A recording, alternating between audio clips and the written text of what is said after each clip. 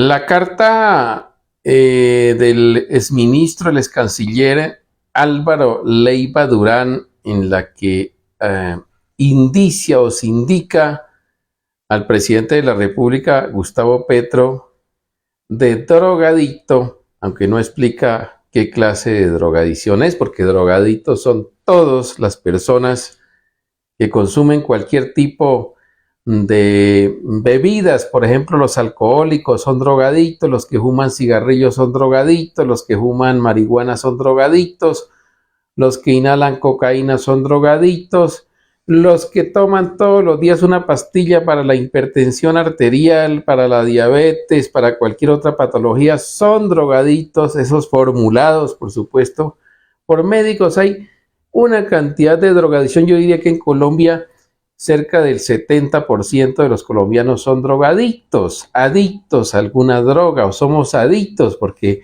los que consumimos alcohol de forma social, no permanente, también somos drogadictos de alguna manera. Pero esa carta destemplada del exministro Leiva Durán, que no es amigo de nadie, porque no es un fuego amigo, como de pronto dicen algunos, él no es amigo de nadie. La historia de Álvaro Leiva Durán, hijo de Jorge Leiva, que fue ministro de Minas de Laureano Gómez y ministro de Minas en la época en el gobierno de Gustavo Rojas Pinilla en 1954. Y después Álvaro Leiva es un delfín, un personaje de la oligarquía bogotana que se ha incrustado en todos los gobiernos y ha estado siempre al lado de diferentes sectores de la oligarquía colombiana. Hay una anécdota que yo voy a contarles aquí que sucedió precisamente en Pitalito con Álvaro Leiva Durán y que muchos no la conocen. Resulta que por los años 1984 secuestraron aquí en Pitalito y específicamente allí en el corregimiento de Bruselas, en el centro poblado de Bruselas, al empresario italiano Sandro Pungilupi. Este empresario tenía un emprendimiento, como dicen ahora, una empresa apícola de abejas, allí de cerca donde está, mejor dicho, enseguida donde está la estación de policía del corregimiento de Bruselas, del centro poblado.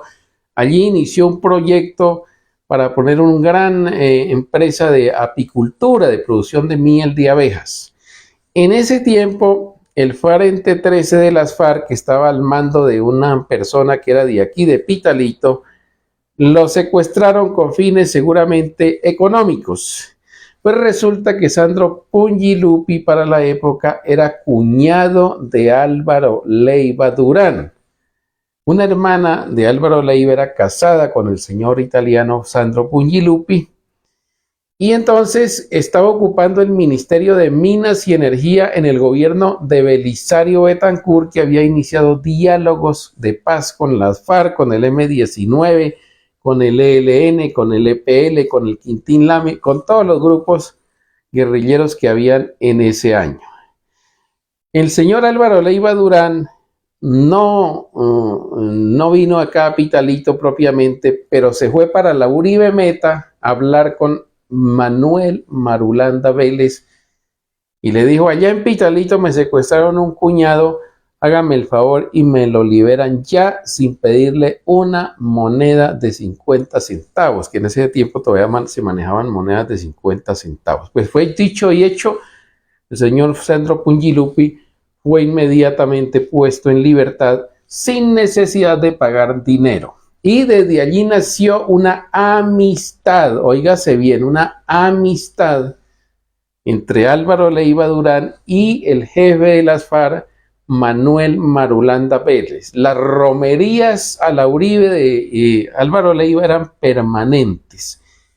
Cuenta el señor Martín Sombra, que hoy está todavía pagando cárcel en Bogotá, el carcelero de las FARC. Bueno, ya no estaba pagando cárcel porque salió con el proceso de paz de 2016, pero él cuenta en entrevista que le concedió a Alfredo Serrano, que es un periodista santanderiano, hace cerca de 3 años, que cada rato iba al departamento del Caquetá, donde vivía Manuel Marulanda Vélez, por allá en las selvas adentro, cerca de los llanos del Guiarí, por los lados de Peñarrojas, en el río Caguán, y que salía con maletadas de dinero, dice Martín Sombra, que le entregaba a Manuel unas cantidades de dinero en dólares, no en pesos colombianos, sino en dólares. Han llegado inclusive a decir que él es el testaferro más poderoso de las FARC en América Latina, es decir, que guardaba plata en Panamá, en Costa Rica. Recordemos que estuvo exiliado en Costa Rica, que tuvo un lío acá con un narcotraficante. A él le descubrieron un cheque que había girado un narcotraficante de esa época, por allá en el año 1998, y él dice que no, que ese cheque fue que se lo... Pero en todo caso lo llamaron a un proceso jurídico que finalmente lo absolvieron eso por vencimiento de términos, pero tuvo exiliado en Costa Rica como 6 años Álvaro Leiva. Entonces, el doctor Álvaro Leiva Durán no es el mejor referente para indiciar o sindicar a las personas, y menos al presidente de la República. Y no es amigo de nadie, es amigo del poder y del dinero, que es lo que a él le interesa.